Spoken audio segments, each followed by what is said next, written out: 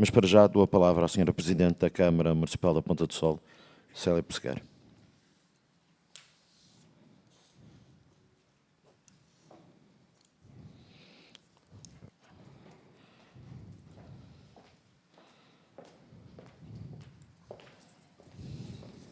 Bom dia a todos. Sr. Secretário Regional da Saúde, Dr. Pedro Ramos, Sr. Diretor Regional de Saúde, Herberto Jesus, que há 2 anos nos acompanhou precisamente neste debate aqui na Ponta do Sol, o Sr. Enfermeiro Nuno Neves, que entretanto se ausentou, Presidente da Secção da Ordem dos Enfermeiros, o Psiquiatra Daniel Neto, aqui também presente, senhores deputados que fizeram a intervenção e também aqui presentes nesta plateia, caros convidados, dirigentes sindicais, médicos e enfermeiros. Eu começaria por dar os parabéns ao JM por uma vez mais ter saído das redações, que aliás já nos habituou a isso, e proporcionar este debate e permitir que ele aconteça uma vez mais na Ponta do Sol. Tratando-se do tema saúde, queria começar por fazer uma referência especial à doutora Luz Marina Hierro, delegada de saúde deste Conselho, que recentemente faleceu. É de toda a justiça agradecer-lhe publicamente e uma vez mais a forma cuidadosa e dedicada com que trabalhou com esta população e com a Câmara Municipal em tantas ocasiões, particularmente durante o período da pandemia. Aproveito para, em seu nome, agradecer a todos os profissionais de saúde, particularmente aos que prestam serviço nos centros de saúde do Conselho. Acreditamos que não será fácil acudir a todas as solicitações e necessidades da população quando não se dispõe dos meios humanos e materiais necessários ou somos confrontados com uma fraca capacidade de resposta ao nível de exames complementares de diagnóstico. Aproveito naturalmente também para cumprimentar o novo Delegado de Saúde do Conselho, Dr. Diogo Romeira, e desejar as maiores felicidades para o exercício das suas funções, deixando desde lá também a disponibilidade do município para um trabalho estreito naquilo que possa ser do interesse das populações. Portanto, faz agora 2 anos, como já aqui referi, que estávamos precisamente nesta sala a discutir a saúde na RAM, passados 8 meses do início da pandemia, ou pelo menos do fecho de portas da região. Esse foi um facto que marcou o debate, porque juntou às necessidades existentes as restrições no acesso ao serviço de saúde, aplicava-se medidas extraordinárias para evitar a propagação da doença da Covid, mobilizava-se os profissionais de saúde e criava-se novas estruturas para a campanha de vacinação que estaria prestes a começar. Mas ainda assim foi possível, à época, discutir alguns aspectos da saúde para além da pandemia.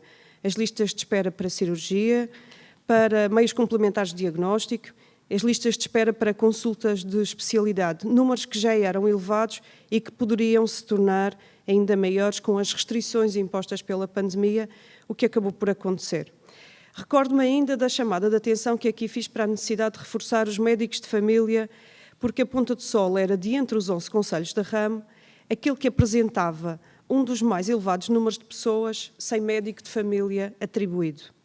Esta situação vai sendo atenuada por médicos de substituição, mas todos sabemos que este não é o caminho desejável se quisermos abordar o sistema de saúde na perspectiva da prevenção e da promoção da saúde e não apenas na perspectiva do tratamento da doença. Se quisermos seguir este caminho na saúde, todos sabemos da importância de reforçar estes profissionais e de chegar ao maior número de pessoas, considerando a importância do médico de família na promoção de um estilo de vida saudável, já aqui muito abordado, na prevenção e no acompanhamento de patologias que podem ser evitadas ou, no mínimo, melhoradas no seu prognóstico, se detectadas precocemente ou atempadamente. Naquilo que à prevenção diz respeito e no âmbito das competências do município, estamos a promover um programa de atividade física regular com o programa Ponta do Sol Convida para adultos e séniores, que envolve neste momento, em atividade regular, pelo menos 2 vezes à semana, cerca de 150 pessoas e com margem para crescer. Estamos a falar de um programa que tem em vista o bem-estar físico e psicológico e emocional, com a promoção de um espírito de comunidade e de entreajuda. Aliás, é precisamente nestes grupos que acabamos por ver sinalizadas algumas situações que carecem da intervenção, por exemplo, ao nível social, da Câmara Municipal, ou quando está fora das nossas competências, tentamos sinalizar às entidades mais preparadas para a situação em causa. Ainda no apoio à população, lembro também o apoio aos doentes e às famílias com as ajudas técnicas em equipamentos como cadeiras de rodas, cadeiras de banho, andarilhos e camas articuladas, um programa que já apoiou cerca de 200 pessoas. Estes são apenas...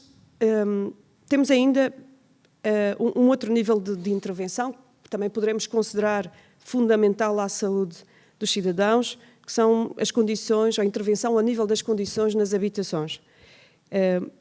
As intervenções mais requisitadas, mais pedidas, são ao nível da acessibilidade, o que, por exemplo, é muitas vezes fundamental para garantir o regresso de uma pessoa internada com mobilidade reduzida e que tem que regressar à sua habitação. Muitas vezes o não regresso ou a não saída dos doentes que estão nas chamadas altas problemáticas, e falo por experiência e com conhecimento de causa, o não regresso dessa pessoa à família tem a ver com as condições de acessibilidade nas respectivas residências, para além, claro está, do apoio familiar, que às vezes tem que ser 24 horas por dia. E depois também há outro nível de intervenção que tem a ver com as condições gerais da habitação. Ao nível energético, é uma realidade e sabemos nós as precárias condições de muitas das construções que temos na Madeira e a necessidade de intervir para, por exemplo, evitar infiltrações e pessoas com doenças respiratórias a viver em casas cheias de bolor e umidades. Estes são apenas alguns exemplos da promoção da saúde ou do apoio na doença em que o município da Ponta do Sol apoia diretamente os seus residentes. Falamos em saúde e da resposta ao sistema público, e eu juntaria também aqui a saúde dos cuidadores.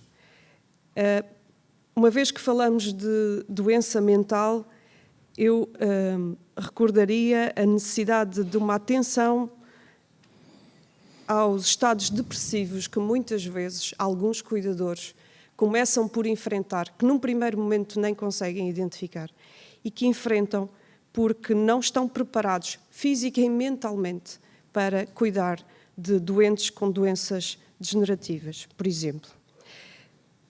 Mas falando da saúde e da resposta do sistema público, sabemos que não há capacidade de resposta a todas as necessidades e as pessoas acabam por ser empurradas para o privado, tentando, pelos seus próprios meios, encontrar respostas mais rápidas que não conseguem no sistema público.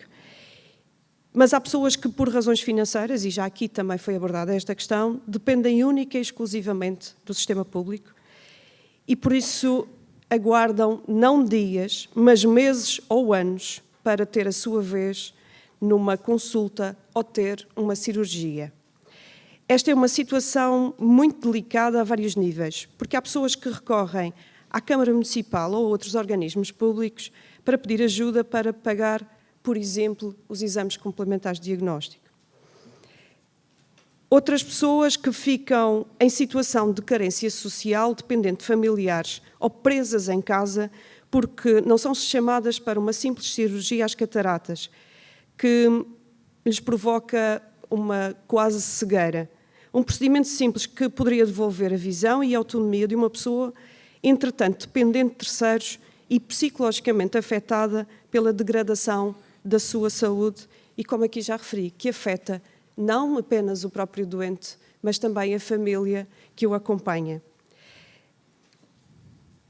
E para, de certa forma, resumir, 2 dados finais para os quais gostaria de chamar a atenção.